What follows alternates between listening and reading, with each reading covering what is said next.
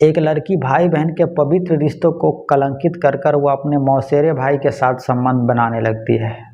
इस बात पर जब लड़की के माँ बाप विरोध करती है, तब लड़की अपने माँ बाप, भाई बहन सभी से रिश्ते नाते तोड़ लेती है और घर से चली जाती है। यह लड़की अपने माँ बाप, भाई बहन से सारे रिश्ते नाते तोड़कर तो चली गई थी, लेकिन कुछ ही सालों के बाद इस लड़की के साथ जो होता है वह काफ़ी हैरान करने वाली है। आखिरकार यह लड़की कौन थी जो अपने ही मौसेरे भाई के साथ शादी कर लेती है? इस कहानी में इस लड़की के साथ क्या होता है? यह सच्ची कहानी कहाँ की है? आइए विस्तार से समझते हैं। नमस्कार साथियों, आप देख रहे हैं क्राइम की कहानी क्राइम लीला। आज की सच्ची कहानी बिहार की है। बिहार में एक जिला है छपरा, और यहीं पर एक 24 साल की लड़की अपने 25 साल के बॉयफ्रेंड के साथ एक किराए के मकान में रहती थी। यह दोनों लिव इन रिलेशन में पिछले 4 सालों से एक साथ रह रही थी। लड़की का नाम आराध्या थी और लड़का का नाम दीपक था। आराध्या वहीं पर एक प्राइवेट स्कूल में पढ़ाने का काम करती थी और दीपक पटना में रहकर नौकरी करता था। वह डिप्लोमा इंजीनियर था। इन दोनों के बारे में आपको जानकर काफ़ी हैरानी होगी कि यह दोनों रिश्ता में भाई बहन ही लगता था। यह दोनों मौसेरे भाई बहन था। यह दोनों अभी तक शादी नहीं किया था, लेकिन फिर भी यह पिछले 4 सालों से संबंध बना रहा था। एक ही साथ रहकर, एक ही कमरे में रहकर, जैसे पति पत्नी रहता है। इन दोनों की प्रेम कहानी आज से 12 से 14 साल पहले शुरू होती है। इन दोनों का ननिहाल तो एक ही था, क्योंकि यह दोनों मौसेरे भाई बहन था। ननिहाल में जब भी कोई फंक्शन होता था या छुट्टी होता था, तब यह दोनों अपने अपने घर से ननिहाल में आता था। उस वक्त यह दोनों काफ़ी छोटे थे, 10-12 साल की एज मुश्किल से थी। यह दोनों साथ में खेला कूदा करता था। धीरे धीरे वक्त बीतता है। ये दोनों भी धीरे धीरे बच्चे से जवान होते जा रहा था, और इन लोगों को पता ही नहीं चला कि कब इन दोनों का भाई बहन का रिश्ता प्यार में बदल जाता है। यह दोनों भाई बहन आपस में प्यार करने लगता है, और हद तो तब हो जाती है जब इन दोनों की एज 17 से 18 साल की थी। तब यह दोनों एक बार ननिहाल में आया था। यह दोनों घूमने के लिए खेत की तरफ जाता है, और वहीं पर इन दोनों के बीच में पहली बार संबंध बनता है। यहीं से इन दोनों के बीच में संबंध बनाने का सिलसिला शुरू होता है। यह दोनों भाई बहन का रिश्ता भूलकर गर्लफ्रेंड बॉयफ्रेंड के रिश्ता में आ चुका था। यह दोनों लगातार संबंध बनाते जा रहा था। दीपक कभी कभार अपने मौसी के घर पे भी जाता था, और वहाँ भी जाकर वह अपनी मौसेरी बहन आराध्या के साथ खेतों में घूमने के लिए जाता था। कभी जंगलों में घूमने के लिए जाता था, तो कभी वह होटलों में जाता था। जब भी इन दोनों को जहाँ भी मौका मिलता था, यह दोनों संबंध बनाता था। घर के सभी लोगों को यही लग रहा था कि इन दोनों के बीच में जो रिश्ता है यह भाई बहन का रिश्ता है, क्योंकि आराध्या दीपक को घर वाले के सामने में भैया कहकर बुलाती थी। साल 2021 में दीपक की पढ़ाई पूरी हो चुकी थी, तब वो नौकरी करने के लिए पटना चला जाता है। इधर आराध्या के घर वालों को अब यह लगता है कि आराध्या अब जवान हो चुकी है, इनको शादी कर देनी चाहिए। तब उनके माता पिता आराध्या के लिए लड़का ढूंढने लगता है, और एक जगह लड़का के बारे में पता भी लगा लेता है। तब वो अपनी बेटी से आकर कहता है, तुम्हारे लिए एक लड़का ढूंढा हूँ। लड़का काफ़ी अच्छा है और पैसा भी ठीक ठाक कमा रहा है। इस पर आराध्या शादी करने से इनकार कर देती है, और वो अपने मौसेरे भाई का नाम लेते हुए कहती है कि मैं उसके साथ प्यार करती हूँ और उसके साथ शादी करने का वादा भी कर चुकी हूँ, उसी के साथ शादी करूँगी। जैसे ही यह बात लड़की के माँ बाप सुनता है, उन दोनों के पैरों तले ज़मीन खिसक जाती है। उन दोनों ने सपनों में भी नहीं सोचा होगा कि उसकी बेटी अपने ही मौसेरे भाई के साथ प्यार करने लगी है, और उसी के साथ वह शादी करना चाहती है। वह अपनी बेटी को समझाते हुए कहता है कि तुम यह क्या बोल रही हो? जिस लड़के के बारे में तुम बात कर रही हो वह तुम्हारा मौसेरा भाई है, और भाई से कोई शादी करता है क्या? लड़की कहती है कि मैं कुछ नहीं जानती हूँ, अब बस मैं उसके साथ प्यार करती हूँ और उसी के साथ शादी करूँगी। अगर आप लोग को यह रिश्ता नहीं मंजूर है तो मैं आप लोग का घर छोड़कर जाने के लिए तैयार हूँ।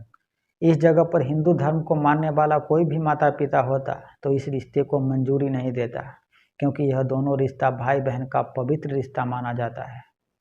और इन्होंने भी ऐसा ही किया। अपनी बेटी से कहता है कि दीपक के साथ तुम्हारी शादी किसी भी कीमत पर मैं नहीं कर सकती हूँ। अगर तुम्हें घर छोड़कर जाना है तो तुम जा सकती हो। तब आराध्या अपने माँ बाप से सारे रिश्ते नाते तोड़ लेती है, और वह छपरा में जाकर किराए के मकान में रहने लगती है। वह दीपक को फ़ोन कर कर सारी बात बता देती है कि वह अपने माँ बाप से रिश्ता तोड़कर छपरा में आ गई है और किराए के मकान में रह रही है। उस वक्त दीपक पटना में काम करता था, दीपक आराध्या के साथ इसी किराए के मकान में रहने लगता है और वह पिछले 4 सालों से एक साथ में लिव इन रिलेशन में रह रहा था। दीपक कभी कभार अपने माँ बाप से बात भी कर लिया करता था, लेकिन आराध्या 2022 से ही अपने माँ बाप को घर छोड़ कर आई थी और 2026 आ चुका था, यानी 4 सालों में वो अपने माँ बाप से कभी भी बात नहीं की और न ही उनके माँ बाप और भाई बहन भी कभी भी आराध्या से कांटेक्ट करने की कोशिश नहीं की। एक तरह से रिश्ता बिल्कुल कट हो चुका था। दीपक जब भी अपने माँ बाप से बात करता था तो उनके माँ बाप बार बार एक ही बात समझाता कि तुम आराध्या से अलग हो जाओ, आराध्या को समझा दो कि वो अपने घर चली जाए, क्योंकि तुम दोनों मौसेरे भाई बहन हो और इस तरह से तुम दोनों जो रह रहे हो इससे मेरी काफ़ी बदनामी हो रही है। गांव में मेरी बहुत इज्जत है, लेकिन जिस तरह से तुम दोनों रह रहे हो इससे मेरी काफ़ी बदनामी हो रही है। इस पर दीपक अपने पिता से कहता है कि हम दोनों ने प्यार किया है, लोग क्या सोचता है हम लोगों के बारे में मुझे कुछ फर्क नहीं पड़ता है, हम दोनों साथ में रहते हैं और साथ में रहेंगे। फरवरी 2026 में दीपक के पिता फिर दीपक को कॉल करता है। कॉल कर कर बताता है कि बेटा मैं तुम्हारे व्हाट्सएप पर एक लड़की का फ़ोटो भेजा हूँ, लड़की देखने में काफ़ी खूबसूरत है और मैं चाहता हूँ कि तुम इसके साथ शादी कर लो। इस पर दीपक अपने पिता से कहता है कि मैं पिछले 4 सालों से आपको मना कर रहा हूँ, लेकिन आप है कि पीछे पड़े हुए हैं।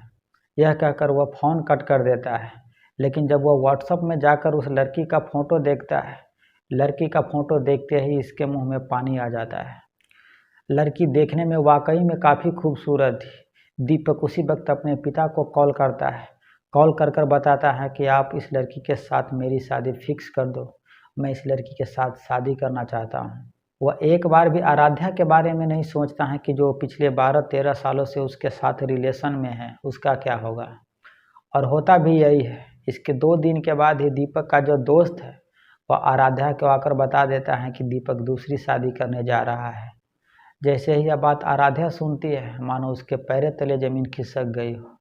शाम के वक्त दीपक जब घर पर आता है तब आराध्या दीपक से कहती है कि मुझे कहीं से पता चला है कि तुम दूसरी शादी करने जा रहे हो, क्या यह बात सही है? इस पर दीपक कहता है कि कौन तुमको बता दिया है कि मैं दूसरी शादी करने जा रहा हूँ, मैं तो तुम्हारे साथ हूँ ना, मैं पिछले 4-5 सालों से तो तुम्हारे साथ में हूँ, तो मैं दूसरी शादी क्यों करूँ? तब लड़की दीपक से कहती है कि हम 12-13 सालों से एक दूसरे के साथ प्यार कर रहे हैं, पिछले 4 सालों से लिव इन रिलेशन में एक साथ में रह रहे हैं, चलो हम लोग शादी कर लेते हैं। दीपक बार बार कोई बहाना बनाकर शादी करने को टाल देता था, लेकिन आराध्या बार बार दबाव बना रही थी। तब दीपक थक हार कर 13 मार्च 2026 को छपरा के एक मंदिर में दीपक जाता है। उसके साथ 2 दोस्त भी गया था और वहीं पर वह आराध्या के साथ शादी करता है। उधर दीपक का पिता गांव में दीपक की शादी का डेट फिक्स कर दिया था। दीपक परेशान हो चुका था, उसे समझ में नहीं आ रहा था कि वह क्या करे, कैसे वह आराध्या से पीछा छुड़ाए। तभी उसके दिमाग में एक बात याद आती है कि आराध्या तो किसी से भी बात नहीं करती है, ना वो अपने माँ बाप ना अपने भाई बहन से। अगर आराध्या को मार दिया जाए तो उसे कोई ढूंढेगा भी नहीं। तब वह आराध्या के मारने का प्लान बनाता है। प्लान यह था कि आराध्या को घूमने के बहाने से हाजीपुर रेलवे ट्रैक पर ले जाना था और जब कोई ट्रेन गुजरती तो उस ट्रेन के आगे इसको धक्का दे देना था। लेकिन जिस दिन आराध्या को लेकर रेलवे ट्रैक पर जाना था वो दिन आराध्या की किस्मत अच्छी थी। वो दिन आराध्या का तबीयत खराब हो जाती है और प्लान कैंसिल हो जाता है। तब वह 12 अप्रैल 2026 को आराध्या को लेकर अपने घर सहसा आ जाता है। दिन में एक साथ घर के सभी लोग बैठकर खाना खाता है। खाना खाने के बाद घर के सभी लोग आराध्या को समझाने लगते हैं कि जो तुम अपने ही मौसेरे भाई के साथ इस तरह से रह रही हो इससे सभी जगह बदनामी हो रही है। ऐसा करो कि तुम अपने माँ बाप के घर चली जाओ और अपने माँ बाप से कहकर तुम दूसरी शादी कर लो।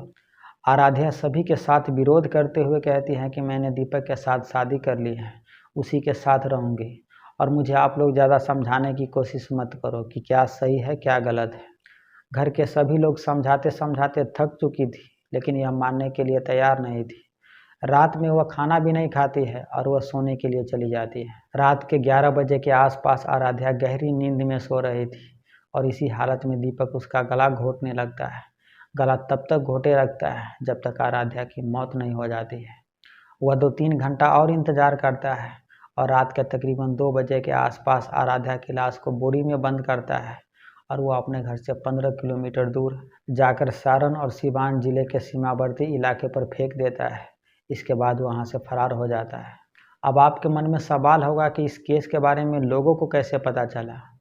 इसका जवाब यह था कि दीपक ने जब दूसरी शादी की थी, यानी 21 अप्रैल 2026 को, उसी दिन कहीं से जो आराध्या के पिता था उनको यह बात पता चलता है कि दीपक दूसरी शादी कर रहा है। लेकिन जब वो अपनी बेटी के बारे में पता करता है तो उनकी बेटी के बारे में कुछ पता ही नहीं चल रहा था।